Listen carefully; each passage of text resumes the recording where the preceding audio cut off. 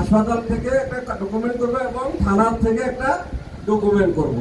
তারপরে সম্ভব হইলে ছবি, অ্যাক্সিডেন্টের ছবি, গাড়ির যে জায়গায় মানে দুর্ঘটনা ঘটেছে সেই জায়গার এবং গাড়ির ক্ষতির যে ছবি এবং নিজের যে ক্ষতি হয়েছে, তো এবার আমি কি এগুলা করব নাকি আহত অবস্থায় আমি কিভাবে করব? যদি সম্ভব হয়, যদি সম্ভব হয়, যদি আপনার হোশ থাকে, যদি এরকম সুযোগ থাকে, তাহলে আপনাকে কি করতে হবে? এগুলা নেওয়ার চেষ্টা করতে হবে। এরপরে বিআরটি এর নিকটস্থ বিআরটি অফিসে জমা দিতে হবে। ফর্ম কোথায় পাবেন?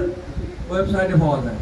যদি বের করতে না পারেন, আত্মীয় স্বজন, বন্ধু বান্ধব, পরিবার পরিজনের দ্বারা বিআরটি অফিসেও এই ফর্ম পাওয়া যায়। নিকটস্থ বিআরটি এলাওয়ারি বিআরটি অফিস আছে না, সেখান থেকে আমরা সংগ্রহ করে এবং সেখানে জমা দেবো এবং তাদের কাছ থেকে যোগাযোগ করব।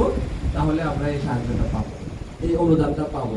এটা পেলে আমাদের কাছে এটা কি মোটামুটি তো এটা ভালো অ্যামাউন্ট, তাই না? যে 3 লাখ টাকা বা 5 লাখ টাকা একেবারে কম না।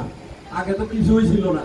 এবং পর্যায়ক্রমে আইনের নিয়ম হলো প্রথম অবস্থায় আপনাদের জন্য, আমাদের জন্য 5 লক্ষ টাকা, 3 লক্ষ টাকার ব্যবস্থা, সেটা পর্যায়ক্রমে বৃদ্ধি পাবে, এটা বিশ্বাস রাখবেন। কারণ বিভিন্ন ভাতা, বয়স্ক ভাতা, মুক্তিযোদ্ধা ভাতা, বিধবা ভাতা, এগুলো জানেন, এগুলা খুব সামান্য 100 টাকা দিয়ে শুরু হয়েছে। কত দিয়া? 100। অর্থাৎ আইনটা কার্যকর হওয়া হলো আসল কথা। এরপরে যোগের চাহিদা, প্রয়োজনের তাগিদে এবং পারিপার্শ্বিক অবস্থার পরিপ্রেক্ষিতে এগুলা বৃদ্ধি পায়। এখন 5 লক্ষ আছে, দেখবেন যে আপনারা হয়তো দেখবেন না, পরবর্তী প্রজন্ম এটা 20 লক্ষ, 50 লক্ষ টাকাও হইতে পারে, এই দুর্ঘটনার ক্ষতিপূরণ হিসেবে, অনুদান হিসাবে। তো আমরা এই জিনিসটা পরিবারের সাথে আলাপ করব, এটা আমরা বন্ধু বান্ধবের সাথে আলাপ করব, আমার সহকর্মী যে আছে তার সাথে আলাপ করব। আমরা এই বিষয়গুলোকে একজন আরেকজনকে সচেতন করব। এটাও একটা নেক কাজ, এটাও একটা নেক কাজ। একজনের উপকার হবে, উপকার হলে আপনাকে আল্লাহ কি দিবে? উপকারের যাজা দিবে। হ্যাঁ।